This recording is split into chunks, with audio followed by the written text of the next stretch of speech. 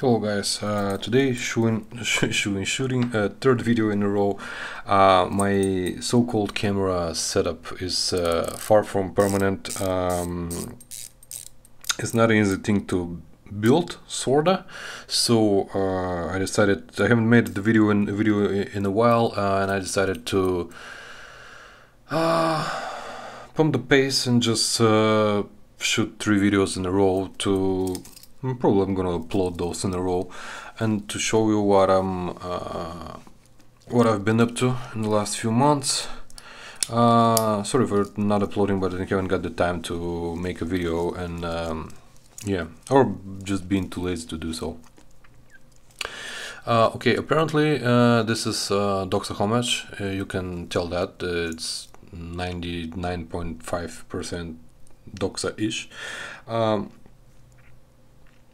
Has a few things that really just make it to look and feel, probably feel, I'm not sure about the feel because I haven't touched the real thing, but watching the videos here and there, and especially really good comparison, but about the guy Jody from Just One More Watch. He can show this watch next to the real thing, and yeah, anyways, to the watch, this is actually the version 2 of the Seestern. I don't know what the model is, but let's call it a Doxa Homage. You can see that my bezel is a little misaligned, which is a bit annoying when I look at it from straight up from the camera. It's kind of better, I think. This is a little bit, you can see that, just a little bit misalignment. Anyway, $180 costs this thing. If you order it in Europe, you're gonna be smashed with 20% VAT. This is no fault of the Chinese guys. I got it disordered from AliExpress. Actually sold my Orient, the Ray. I got bored with those. I used to have a Mako, sold it in a couple of months. Then I decided that I have to have the Ray. I think I thought it was, oh, the Ray is better, so I'm gonna have the Ray. I had it again a couple of months and I sold it. Anyways, I guess not my watch. Specifications of this: 42.5/43 millimeters, something like that. 46 look to look. The bracelet here has female links, which is really nice. This is one thing that distinguishes from the original. Original has a male link that protrudes a little bit, and also the bracelet on the original kind of extends here, left and right, to make the watch more, I don't know how to say that, but seem like more taper more seamlessly or something like that. This is not something like that I like. I think it just looks weird on the original watch, and my camera doesn't want to freaking focus again, man. I'm really sorry about this. Anyways, circle brushing here on top, circle brushing on a bezel. The original bezel, the outer side of it is polished. This one is brushed all the way. Here again, the version 2 of the watch, this bezel is a little bit, the teeth on the bezel are a little bit bigger, and there's a lot less gap here than the original. Also loom pip, which the original version 1 of this watch didn't have the loom pip. Again, Seiko NH35. We have the loom date, which in this version is still a little bit to the left, but presumably better than the version 1. Signed with the Seestern logo. Seestern meaning starfish, so yeah, with the logo. Nice polish, nice transition between, again, if we can focus, nice transition between polishing and brushing. The level of finishing on this watch is rather amazing for the price that they're asking for it. And this brings up the question when you see a regular micro brand watch costing $350, and I myself started asking questions, like, because these guys are selling this for $180. You have the focus, man. you have the sapphire crystal, you have the Seiko NH35 movement, you have the anti-reflex coating, which I think it's either better or more of it on version 2, because I've read some complaints on version 1.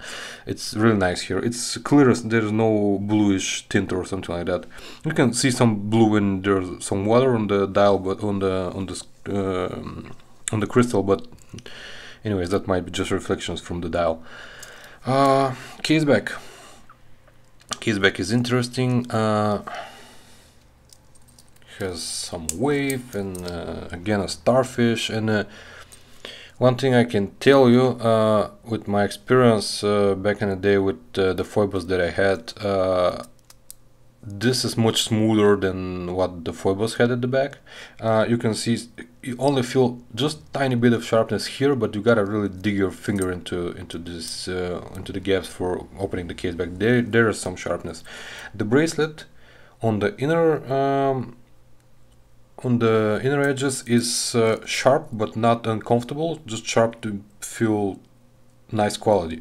On the outer side is a little bit sharper than I would like, and also you can feel some sharpness when you go like this with your fingers, especially if you start to bending the links like that, because it's not finished to the same standard on the inside. And yeah, I mean, price cutting corners and stuff, but this is perfectly acceptable, and especially when you see that this bracelet tapers like crazy. This is a proper 7-link Beads of Rice bracelet. It's very nice.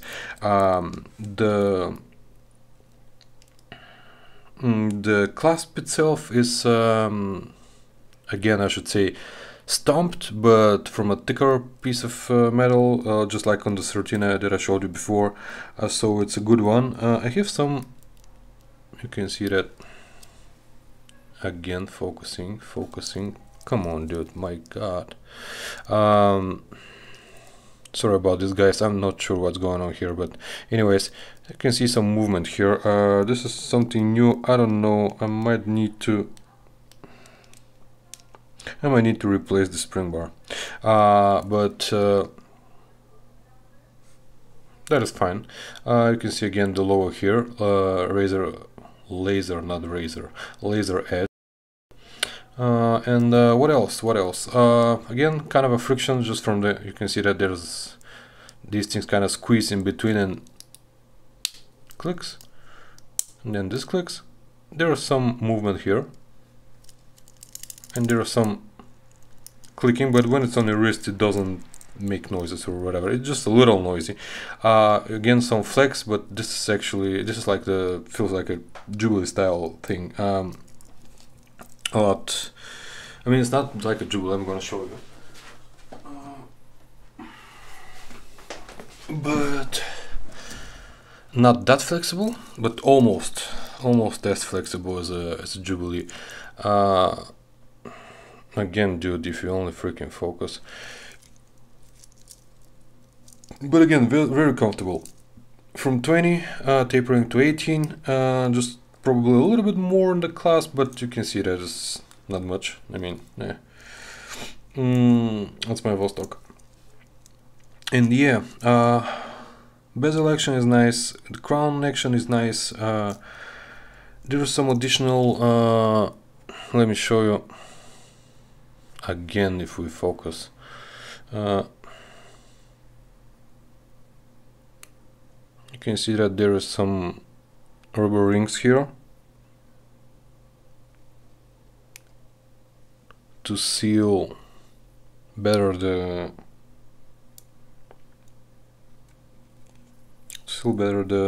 crown. Screws well, very comfortable to wear. If you ask me, very nice watch. The dial is simple, I mean, it's a straight up copy from the original, but as you can see, it's pretty much flawless. I'm not sure how well it shows, but I'll try to.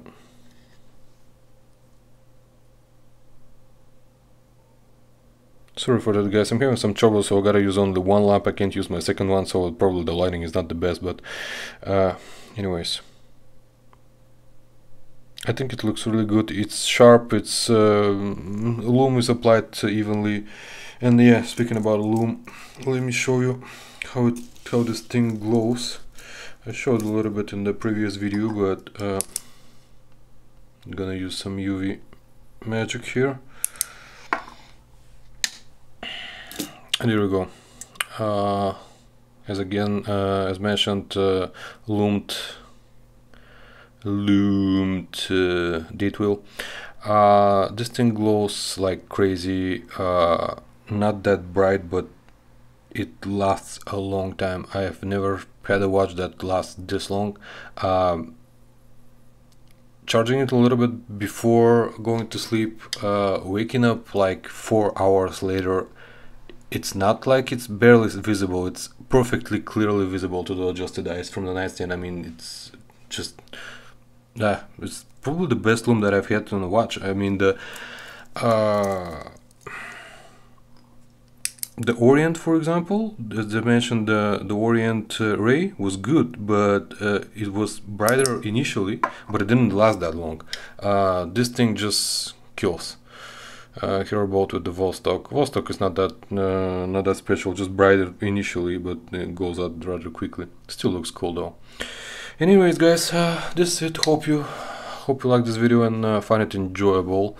And find some information. I can really advise you, if you like the Doxa and do not have $2,000 to spare like me, this is a really nice watch to get, and it's, if you don't have a problem with Homage watches, this is what I mean. So yeah, thanks for watching, guys. Hope that's been useful to you, and see you in the next one.